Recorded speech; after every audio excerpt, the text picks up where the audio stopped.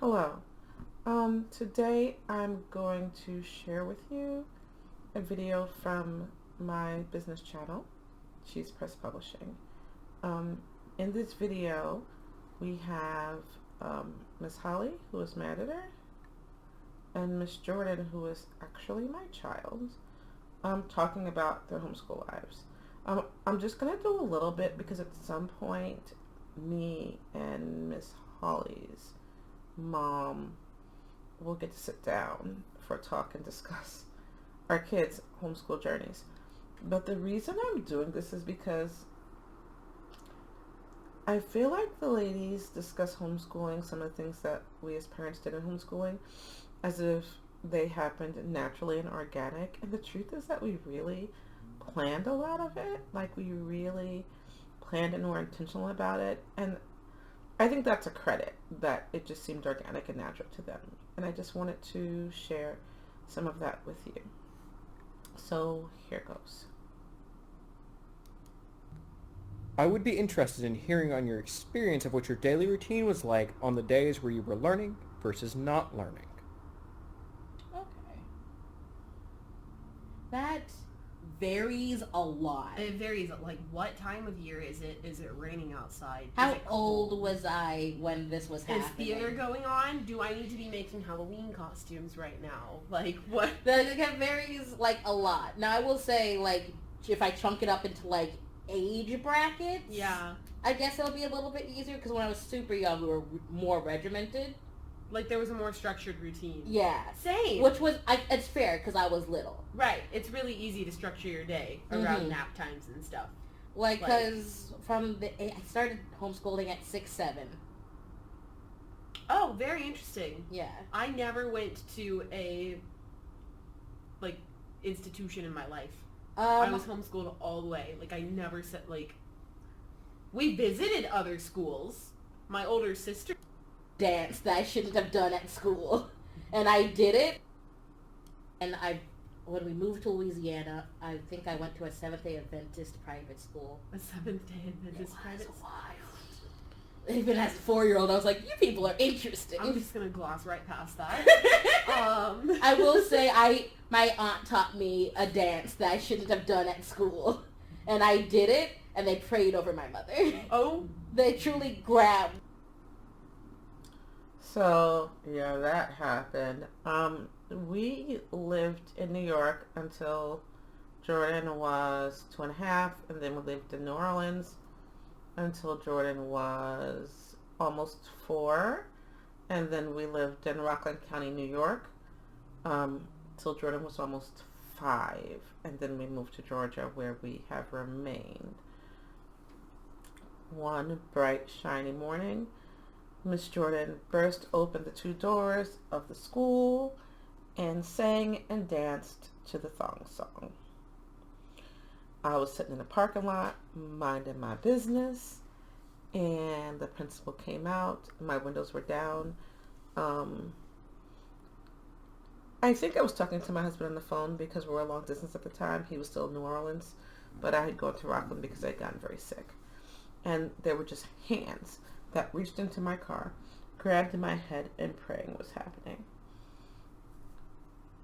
Because Jordan performed the thong song at 4 years old. And all of 18 pounds. Like, she was the tiniest thing. Her uniform was like this big around. Oh, boy, oh boy. She was a firecracker.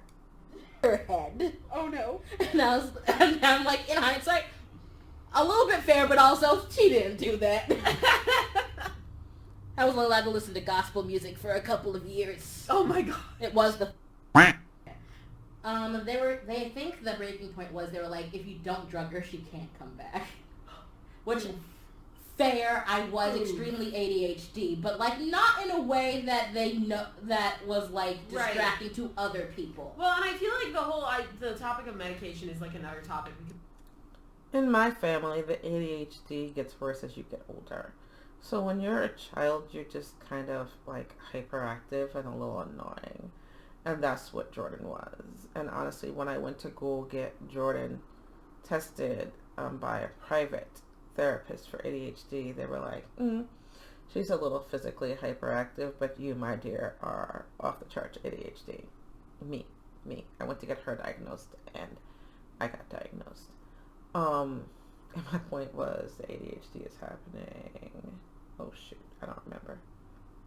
Can make an entire video on. Yeah.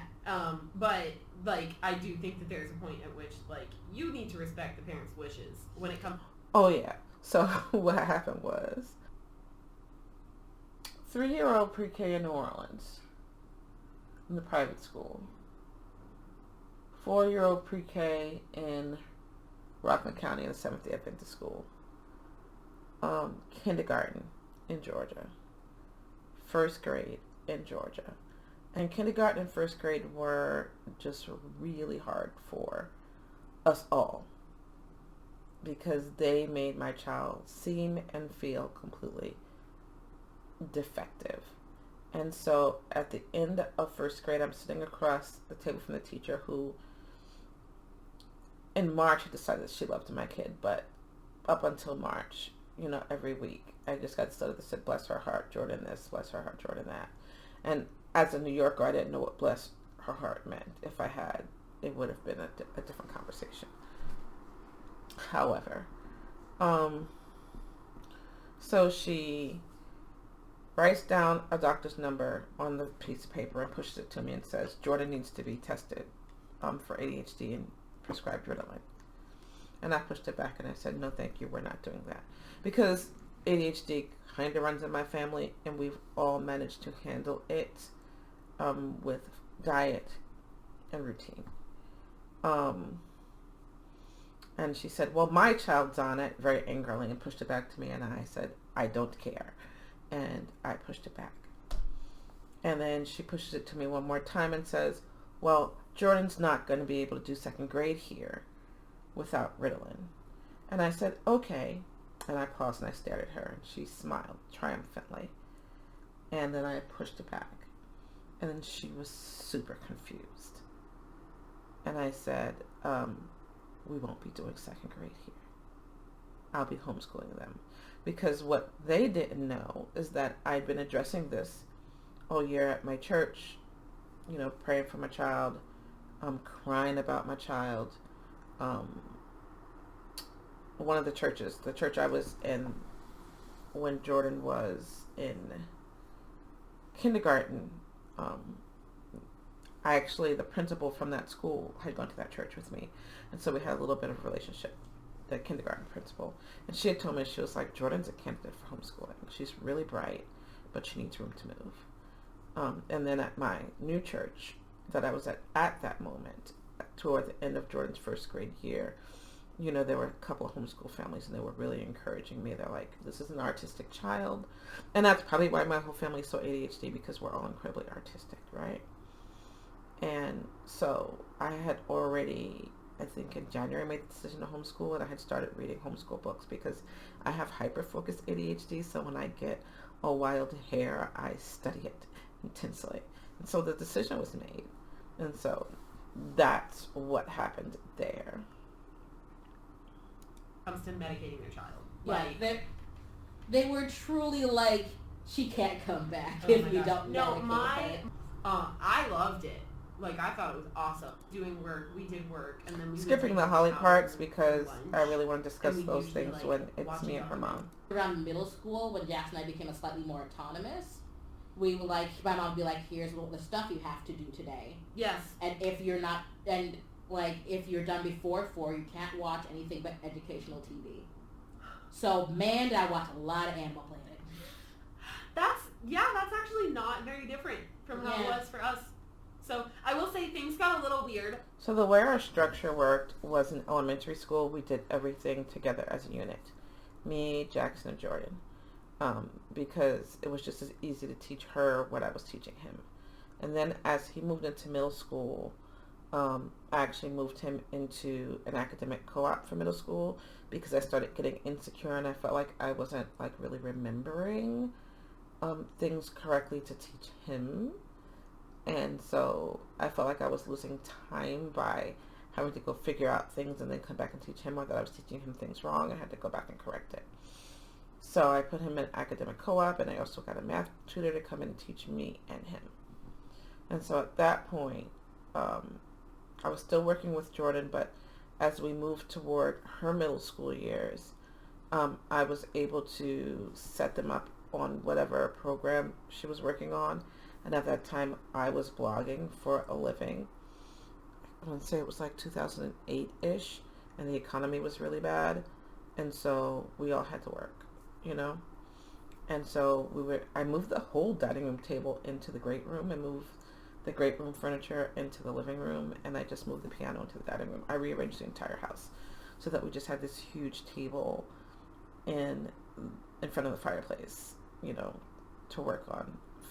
Fireplace behind the table, big screen TV on one side, and so that's how we worked. So yeah, she was independent, but I was looking at her the whole time, and so if she got a question, she would just sit up and stare at me, and I would finish typing whatever I was typing, and I'd feel her staring at me, and so then I would look at her. And so that's how middle school, or the pre-middle school years went. And then for her middle school, I also moved her into that co-op. And when we got to the end of middle school, then they asked to not be in the co-op for academics. It was an arts co-op, and they were happy to be in the art side of the co-op. But my kids were actually academically really super strong. Jordan graduated high school at 16, and they felt like the co-op was slowing them down. And so they asked to come home, and they asked me specifically to write them a syllabus. Well, my son did. Jordan remembers that I just wrote these syllabuses, magically wrote these syllabuses.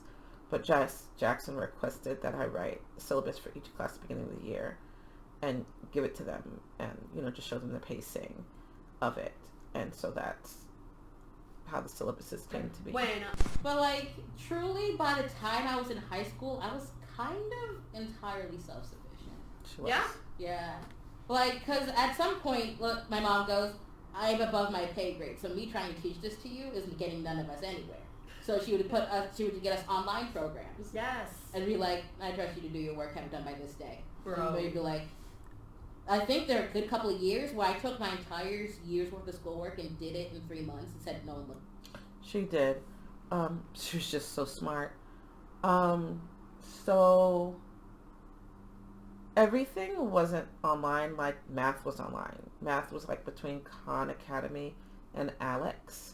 And then I also had Glenn Cole textbooks, and that's what I tested them from. There was an amazing website that still exists, but it kind of isn't the same as it used to be, called Hippocampus. And I definitely used that for history and maybe some science. I did some MIT online courseware for science. And then language arts, I just taught them language arts is my strong suit. Yeah, and so, but I kind of had it all automated to a certain degree. So my children felt like they were learning really independently at that point. And honestly, at the speed they were going, I couldn't like be nose to nose with them all day and then get any of my work done.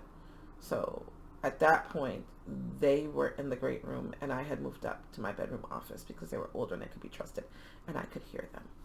Look at me. That's amazing. And my mom was like, is it done? I was like, yeah. And she was like, cool. You have to read the entire year and do a little bit of math so you don't lose it. And I said, no. And I walked away and went about my business. Yeah, I wish I could have been that way. I was not that, like... But again, I have my mother's hyper-focus ADHD. That's fair. So I was like, I'm tired of doing math, so I'm going to do all of it. And I don't want anyone to look at me. I absolutely had to pace myself. Math especially.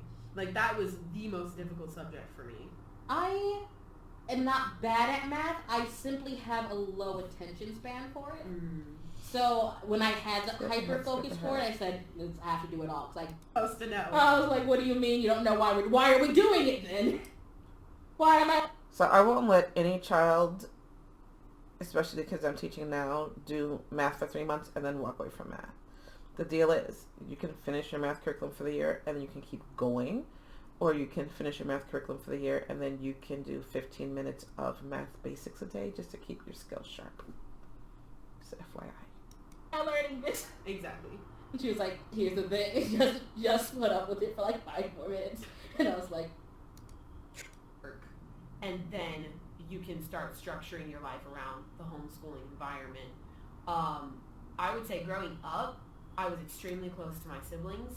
I loved that I had siblings, and my friends did, and I think that you're kind of used to that culture that you grew up with in your household.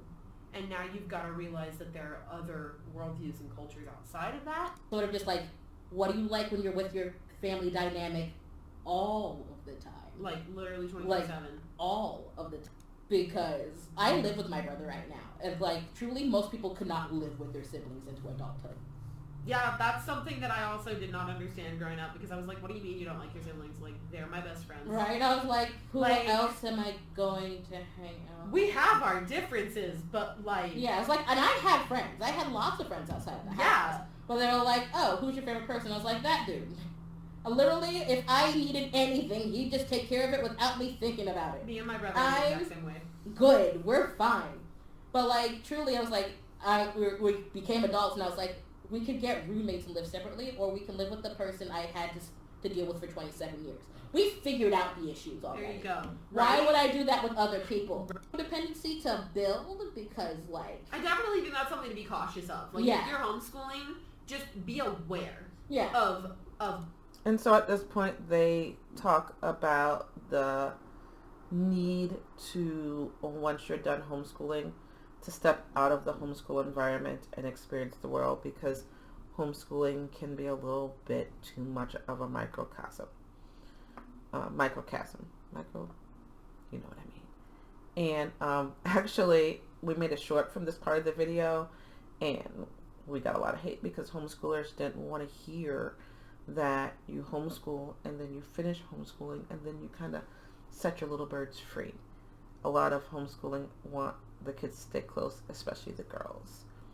That's unfair.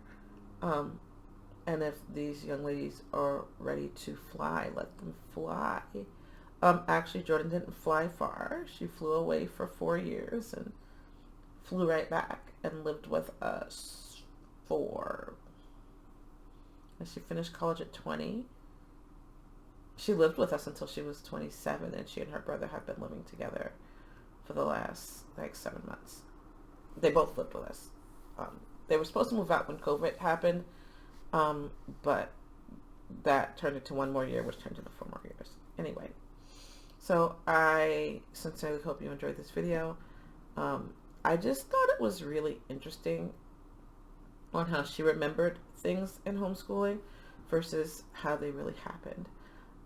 Please leave comments if you would like more information and more insight on our actual life of homeschooling. Looking at it, retroactively, I think is super valuable, because I feel like that would really help young people who are looking to homeschool. Like, what is the end game? What is it going to be? What is it going to look like? What are these amazing humans going to be like as adults? I could never guess. I was always excited to see, and I'm pleased and I'm both pleased and not surprised, amused, and kind of delighted. So, till next time.